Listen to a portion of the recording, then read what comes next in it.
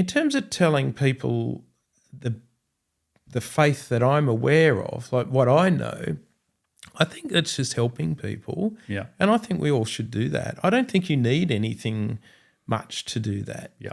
You know, I mean, we've got this natural tension, haven't we? Like, who's in charge here? Like, is it me? Because I want to be. Yeah. Don't you want to be in charge? Everyone wants to be in charge, yeah. Or is it God? Yeah.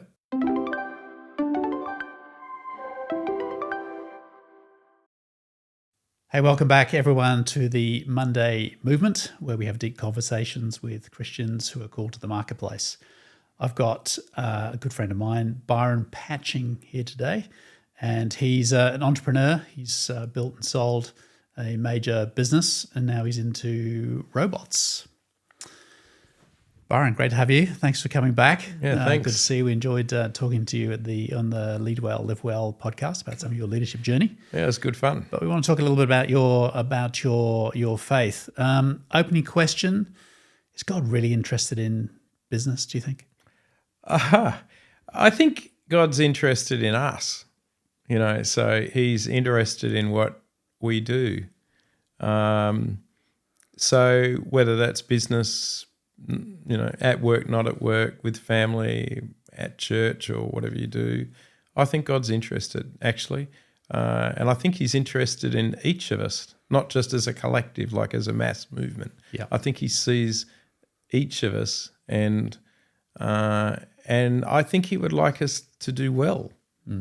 Like He'd like us to do well. I don't think He likes us killing each other or blowing the world up or anything like that. I think He actually likes us doing well and wants us to do well. And I think the other thing that's curious about God is He likes us to do it in our own strength. Like He gives us space to do. Like we're not robots, as much as everyone loves a robot. Everyone loves a robot. Everyone loves a robot, you know. But you know, it's really interesting to me that He lets us go. Like you know, it's almost like if you want to kill someone, you can, but He doesn't like that. But so, you know, when you apply that to the business setting, you know, there's a lot of ways you can run business, and God wants you to do that well. And really it comes down to what well looks like, you know, what good looks like. Yeah, I think that's very true. We spend a lot of time at work and we spend a lot of time in business, and He's interested in how we operate in that space. So if your faith informs your business, you talk about doing it well. What does that mean for you as a business leader? How does your faith, how do you feel like God would, in your words, do well as a business leader? What does that look like for you? Yeah, it's interesting. So when we started Exact Solutions, and I started this with my friend Peter, we wrote down what we called the principles. Yeah. Yeah. So we thought we just thought, let's write these down, and also ask the staff to write them down, because it'd be interesting what they thought our principles were. Yeah. You know, so we did all that, and in the end we had I think 5 or 6 dot points, and they included like doing a good job. You know, I think in whatever part of business you're in, do it well. Don't be sloppy. Don't be lazy. Do a good job, because people respect people who do good work, and actually disrespect people who don't. Yeah. So I think that's really important, and I think the Bible teaches us to do that. Yeah. But on the other side of things, we had one of the, and I put this principle in, is if my mother were to see what I was doing on the front page of the newspaper, would she be proud? You know, That's great. Yeah, I love that. Would she be proud? And that was an important principle for me, and it was sort of a proxy for what would God think about this. Yeah. You know, not that my mum's God, but as close to an angel as you can get, of course. But she, it was more, you know, what would God think of what you're doing? And bearing in mind He's interested in you individually and every moment of your life. Yeah. Like, what are you doing individually at every second of your time, say at work or not at work? Because I don't see any distinction in that. Yeah. You know, so I think, what are you actually doing, and what are you thinking? You know, and are you thinking things that God would like? And that to me is really, there's a good test. So doing work well, being professional, trying to be as good as you can be, and we've all got different capabilities and capacities, so you can only do what you can do. But I think also being cognizant, would God like this? Or if you like my mum, and my mum's really conservative, so bear that in mind, Mark. Yeah. Yeah. She sounds lovely. Yeah. And obviously you have a high degree of respect for her, which is great. Yeah, she's great. Yeah. Close to God. Yeah. Well, hopefully she's closer than me because she's a bit older. Yeah, we'll see. I think that's a really good principle, is that work with excellence. Definitely a biblical mandate. We should do all things with excellence. And we should work as working for God, not for our human masters, even when their eyes are not on us. So I think there is definitely a mandate around how we work, and with integrity and excellence. I think are two of the sort of key principles there. I mean, you talk about it very naturally, but there are a lot of people out there that really do segment their world, that God's interested in church and what I do. If I feel called by him, it's usually to serve in a church environment as opposed to a business environment. Do you think there's a genuine calling to the marketplace or to business? Do you think God is building people and asking them to go and operate in the marketplace? Yeah, that's interesting. That's an interesting question. I would say that there is a calling to life, and if you're at work, then you apply that to work. And I've been, this app LinkedIn, right? Yes. Some people might use that, but I've seen recently this sort of thing, and it talks about how if someone tells me something, I remember 10% or something. But anyway, basically it says if you do it, you remember more, but if you teach it, you remember a lot of it. Yeah.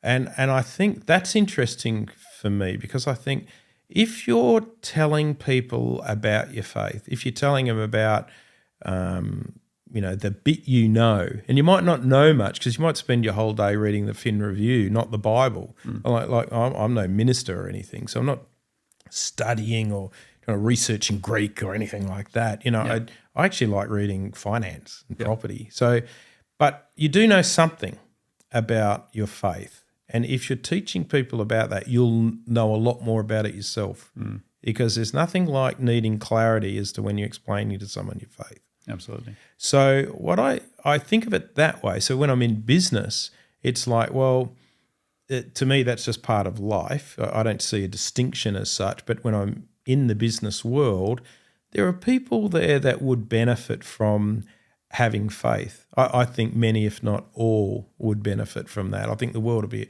a better place if we loved our neighbour, right, and we feared God. I think the world would be a better place. Yeah. So I think, well, how do I tell them about that when actually they want to talk to me about robots? So that's actually why they're there. So you don't want to abuse that platform, but at the same time, you want to help them, and you'd like them to know what you know, because you know a good thing. So I think practicing that and just saying, how do I do this in a respectful way and explain to people the little you know about your faith, I think it helps yourself to get clarity, and it helps it to become actually a natural part of your DNA. But if you're just if you're turning up at church, receiving a message and taking that away, like the chances of you remembering the sermon, 10 minutes after you step out the door is low anyway. But you're going to remember something if you're thinking, I'm going to tell someone about it, and you'll be actually wanting to remember because you'll want content. So I think it changes your mindset once you move from being a receiver to actually, I want to help people around me. Once you move to that, and I think that's truly love your neighbour is when you can help them deeply. Then it becomes more of a natural thing, and you start to it just becomes part of your day. Yeah. I think natural is underrated. We tend to think we have to sort of construct something, but I think if we're genuinely connected to the Lord, and it's a natural expression of how we operate, then that supernatural should be natural to us. Yeah. But there's an element of some people tend to think about evangelism as a process. I think it's more of a fruit. Like if we're walking with the Lord, we kind of recognize what he's doing around us. He's more interested in reaching the people around us than we are. And so recognizing those opportunities and having some wisdom in how to engage and not engage, I think is really important. But there's definitely a need to share. And I love the way you phrase that around, if you're going to teach it, you're going to listen and you're going to pass those things on. Yeah, you'll need the content. I think another thing with it, Mark, is that I've had people say, "Oh, you're an evangelist," or "You've got the gift of evangelism." I've always been bemused by that because I'm a businessman, actually, and I think I'm gifted in selling robots and running a business. I actually think God's designed me to do that. I'm doing that. In terms of telling people the faith that I'm aware of, like what I know, I think it's just helping people. Yeah. And I think we all should do that. I don't think you need anything much to do that. Yeah.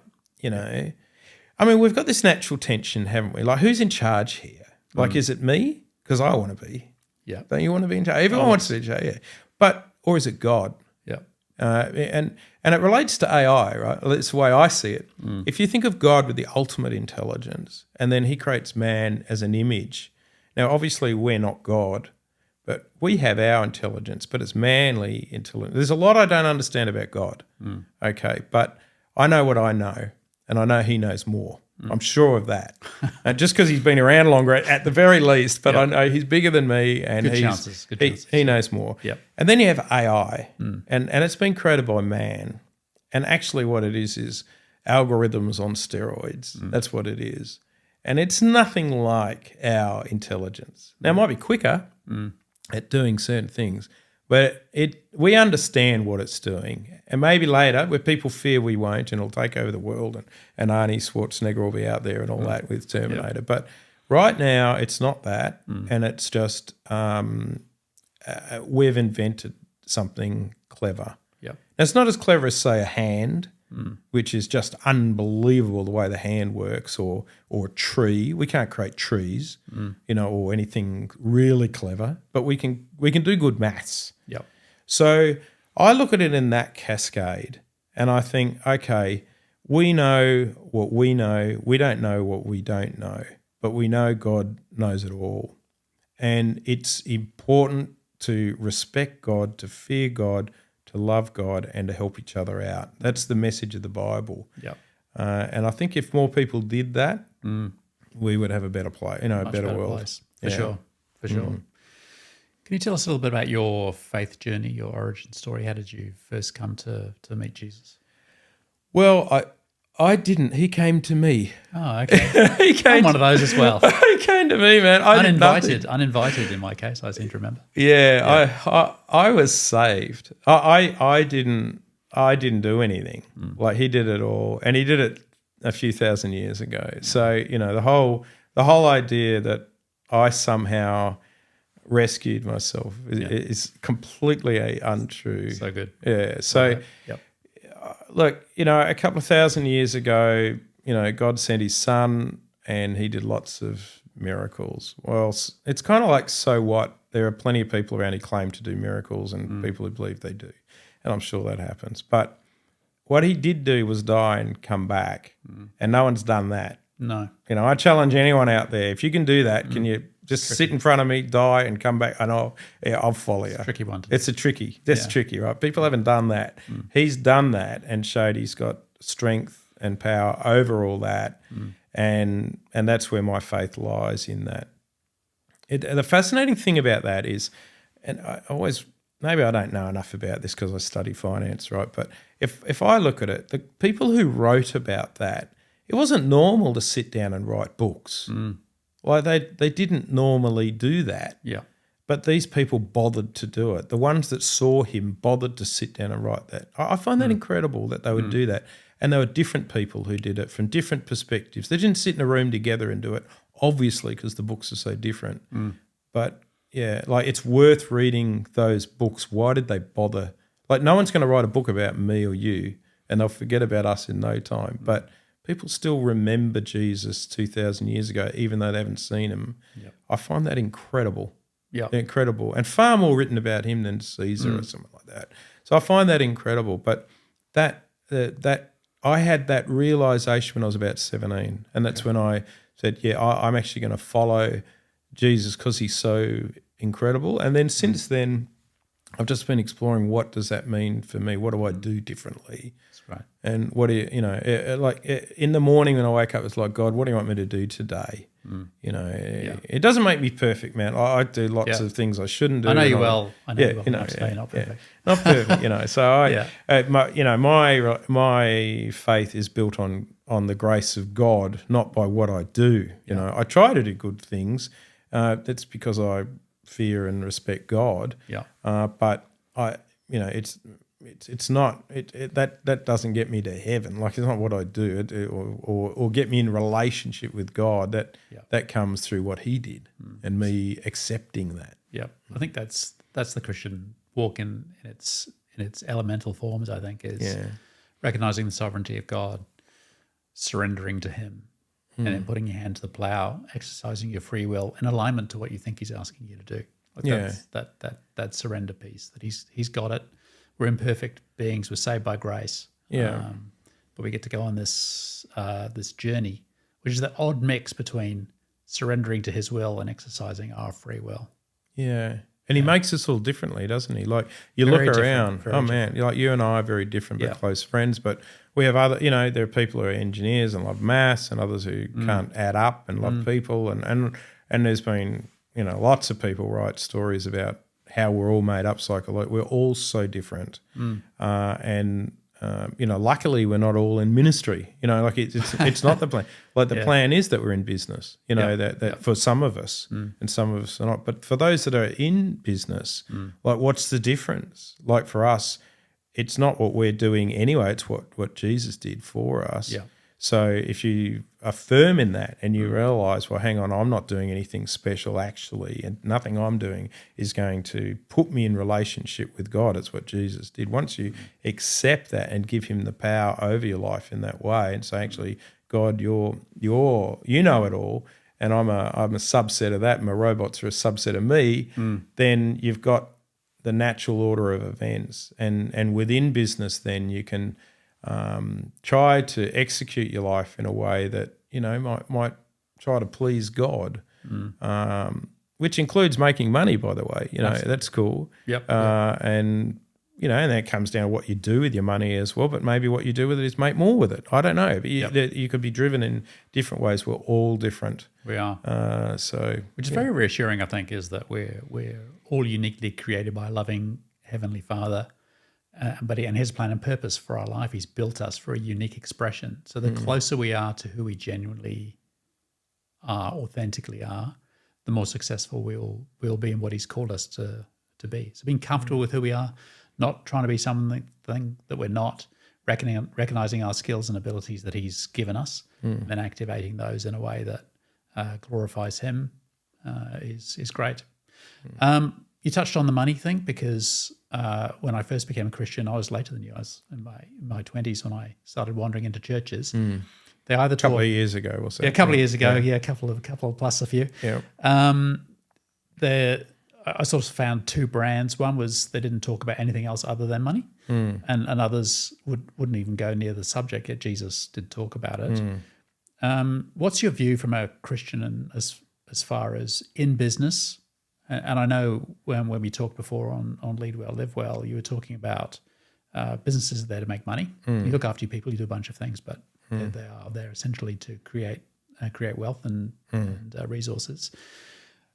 What's a Christian perspective on that as a Christian business leader and creator? What's your thoughts on money and wealth and responsibility that comes with that? I think, like, we're all we're born with different capabilities and competencies, and you really see that when you work cross-culturally. Like, I'm working with people in China, their parents, their grandparents didn't have a car. My dad had a car. They have been brought up with without things that were natural to all of us here in Australia.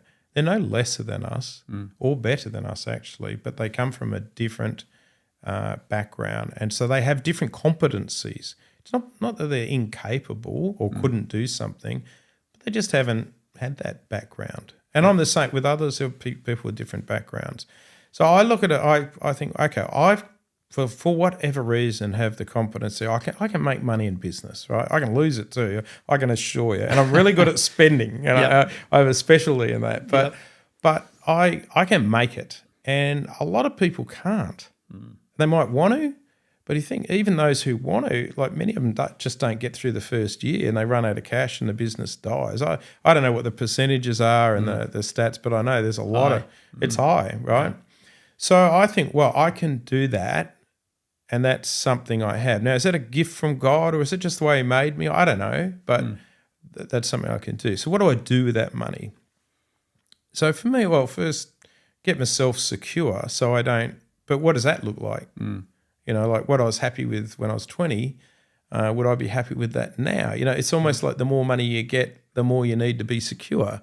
It's a funny old thing, isn't it? It is. Yeah, greed's a thing. It's definitely. Insidious little thing. So you sort of have that tension. The other tension is you want the world to be a better place. So you give money to someone to do something, and then they disappoint you because the world's still not that much better, after giving a bit away or a lot away, or they waste it or don't do a good job with it or something. So you think, do I follow my money? When I give it away, do I get involved with it so I can administer it and do it properly? But I'm busy trying to make it. I don't have time to do all that. So you have that. There's another conflict. That's an interesting challenge. Then you have the user pays concept, where I'm turn up at church, I'm getting use out of it. I should pay for that, But it's almost like put money in the meter when you come in. So you got that. There's a thought. So that doesn't seem quite right. And then you see, I've been blessed by God. I understand that, his love for me, and I'd love more people to have that. So should I give a lump of money for going outreaching to people so they can know the love of God as I do and be blessed in that way? So you think, well, should I price that and just give, a big pile of money away for that?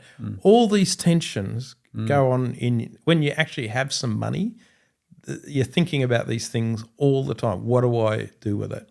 Yeah. But I'll tell you what the tension, the biggest tension is keeping it for yourself. The honest thing is you just want more. And it's a mad tension because despite your looks, we're all getting a little older and you just don't need it. No. You can't spend it, but you still want more of it. Yeah. And that's part of the human condition, isn't it? I think so. Yeah. I think so. But look, at the end of the day, my view on it is if you're able to make more and you don't necessarily need it and, you got to put margins around that, well, why don't you help someone else out? And I do a bit of that, and I know others do more and less in that space. But I think if you're doing all right, you should be helping others and you should be making the world a better place. And certainly in the world of Christianity, it's good to support Christian causes. Yeah. And if you look across the globe, it almost doesn't matter what country you're in, there are Christians everywhere doing things like inventing superannuation and doing some amazing things. Amazing things which people don't like to talk about because, anyone can do that, but actually anyone doesn't. It's often and predominantly Christians that are running around and consistently creating organisations that go beyond their own self to help people, Anglicare or all those kind of things. They often come from a Christian base just because we're taught, it's good to fear God because he's bigger than us, and it's good to love your neighbour. Yeah. And you actually don't need it. And the money, it's not going to bring you happiness. No. Yeah. So, yeah, I've learnt that with money. Yeah. It's I get the sense that you're talking about a stewardship of it. Yeah. Like, what do you keep for yourself? What do you use to invest? What do you give away? And all these things are in tension. Yeah. But I think fundamentally, generosity helps with greed. Like, yes, if you're thinking about those things, if you're surrendered to God and you're feeling the pressure to do those things, I think that's what moderates our natural tendency to greed. Will be to greed. That's where it goes just without any help. So unless we deliberately think about being generous and deliberately think about this is his resources. Yeah. How do we manage that? Yeah. I mean, my challenge would be like for a church, for example. So you attend church, how much do you give to church? Now, if you were to ask the minister, he'd say, give as much as you can because then I can do more. And my challenge back to most people that run churches is please don't waste it. Yeah. Like it's really hard to earn it. Yeah. Like most people can't do it. And it's risky earning it. And when I give it, I don't have it. Like as soon as you hand that check out, it's gonski. And it's really hard to collect it again. You know, like let's say you're running on a EBIT margin of 10% or something. So of every 100 million you bring in, you take home 10 million. Well, 10 million sounds like a lot. I've had to do $100 million worth of work to get that. That's a lot. That's like, right. you know, so you know, when you say, hey, can you give me a bulky check, don't waste it. Like be really careful with it and make sure you're getting outcome, not just activity, because the last thing I need is to be busy and everyone's busy, but actually you're not achieving something. So my challenge to the church leaders is like be careful with it, man. Like and invest it well, because it's hard to collect. It is. It's actually hard. So that whole dynamic between, particularly I think business owners or career professionals, I put them in the same bucket, and churches, there's some challenges there, because I think a lot of church leaders, quite rightly, are very church focused. That's their flock, and they're very like it's all about the church. If they don't recognize that people are called out into the marketplace to do other things, they'll want everybody to be completely church-centric. So I think we've got the model fundamentally wrong. I think if we turn that upside down and if we have churches that prepare us for works of service, which are outside the church, that how can the church support you in what you're called to do in the business or as a taxi driver or as a plumber or wherever God has placed us? How can we be more effective as Christians out in our vocations? If I think the irony is that if the church did that well, it would be full, and there'd be no problem with resourcing or any of those things. Yeah. Once it becomes a defensive mechanism, building walls and throwing rocks, and we're going to go and find a quiet corner because the evil world's going to get us if we don't, then you don't engage, you get dwindling numbers, inefficiency, etc. So it comes down to what's the purpose of church. Like, is it a place for like-minded people to hang out together? And you know, suffer through a speech from the front, and then they contribute to the costs of that. Like, is that what it is? I don't see it that way. But I'm an entrepreneur. Maybe I'm a bit different. But I go there to collect ammo for the week. Like I want. Because I don't. Yeah. I actually don't want to sit around reading the Bible all day. I've never had the urge to do that. I do read the Bible, but I don't read it much. You know, as I read the Fin Review more than the Bible, to be honest. But I like reading it. I'm always fascinated by it. I've got a terrible memory, so it's great. Every time I read it, it's fresh, right? So, but I like when people say things from the front. I think, oh yeah, I could use that. Like I know someone who could really benefit from having a faith in God, and I can tell them that bit of a snippet. Maybe that'll trigger him or her to contemplate, you know, how they relate to God. Yeah. So I think of it that way, and so I'm happy to pay for that. You know. Yeah. But you know, but the church does far more than just a Sunday. Like it does lots of activities. Absolutely. So I've always been a supporter of churches. Don't get me wrong. Yes. But you sometimes wonder, what can I do rather than what can the church do? Yeah. You know, this thing of taking someone to church for them to meet God. Well, they really need to do that, or can they just meet God at home, like and read the Bible and like I did and come to God? They're not coming. Like that model relied on a social mandate that says it's kind of the thing to do to turn up to church on Sunday. Not happening anymore. So we do need to learn to reach people outside of a church context and even disciple them out there before we bring them back in. Well, they're not coming. And they are. That's the funny. Like you've got churches that are empty, and then you got like the church I'm going to now. We just ran Christianity Explored. It's like a introduction to Christianity, I suppose. Great program. And they just had 50 people, and they run that every couple of months. So good. 50 people, man. That's great. You know, and we welcomed 30 of them that turned up in the last 2 months at our church, right? So they're coming, and they're young. You know, like they're younger than you. They're in their 20s and they're vibrant and they're hungry. So it's there. The question is, do we have the leadership to be able to do that in more places? And I think probably not. I think we have the knowledge of the Bible, like, the Bible institutions like Moore College is fantastic. They teach so well, people have great depth, but there is a lot of leadership skills involved in starting a business of a church. Like, I know what about starting a business looks like. It's hard. Sure.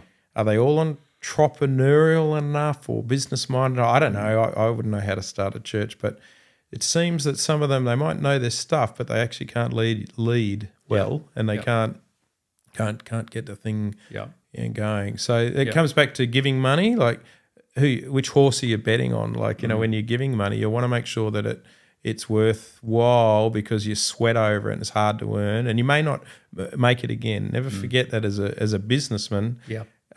Maybe you've just been lucky. Things change. And things worked out, and then it doesn't work out later. Yep. So you want to give, I reckon, every time you give $1, think it's your last, and make sure you're getting bang for buck, if you like, is how I'd say it. But someone said, make as much as you can, save as much as you can, give as much as you can. Yeah. And I think that's it's a great way of, that's the tension, right? Yeah. Well, we're going to give it all, mate. When you die, you're going to leave it all behind, man. So one way or another, someone's going to get it. That's the perspective, I think. Do you have any advice for particularly Christian entrepreneurs who really feel like God's calling them to build business and to do that well? Any advice for them? Well, be yourself, first of all. So if you feel like you can start a business and run a business, do that. If you don't feel that's you, don't do that. Don't fake it. Yeah. Because you'll die a death of 1,000 cuts. Like, no one... It's a tough game, man. Tough game. Man, if you haven't started and run your own business, you don't know what it's like. There's a lot involved in it that you can't see, and it's all important. So if you don't have your heart in it, if you're not waking up in the morning saying, I got to do that, I can't work for someone, I got to work for myself, then don't do that, and just keep doing working for someone else, and put up with that, because it's probably all you can really do in the end. I've seen a lot of frauds do it because I need to run my own business because I want to make more money. That's the wrong answer. The right answer is that's actually what I need to do. God's designed me to do that. So that's the first thing. In terms of God's calling, you'll know, because it's all you can do. If you're not sure, don't do it, because you'll burn your money and you'll waste your time, and it'll be a miserable existence. If you're relying on luck or hope, forget it. You need a clear strategy. You've got to be clear-minded, and you've got to execute. So, that's really important. So that might be a bit tough for people. No, that's good. I love that. But that's important. Yeah. But I think also, I've always never disengaged business from personal. I've always seen it as the same. It's all, what was it? Godfather, wasn't he? So, it's not business, it's personal.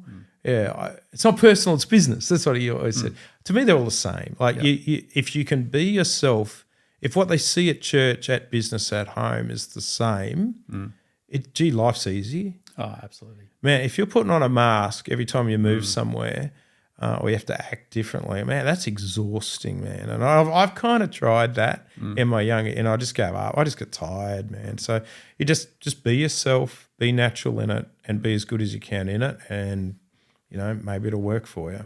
That's how I'd see it. That would be how I'd respond to a calling. Yeah. Yeah. Are you being yourself? If you're not, be true to yourself. Maybe it's not your thing, or maybe it is. Yeah. Yeah. I love that. That's such good advice. Byron Patching, absolute pleasure to spend some time with you today and sharing some of your faith journey, and just great to catch up with you. So God bless you. Good to see you, Mark. All the best. Bye-bye. Thanks, Byron. Cheers. Bye.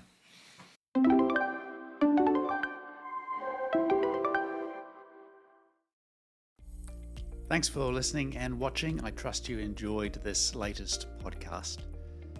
Please like and subscribe. It really helps support the channel. And if you're interested in more information, or you're on your Monday journey, you want to have Monday mastery, please check out our website at mondaymovement.com. All the links are below. Until next time, thanks for watching.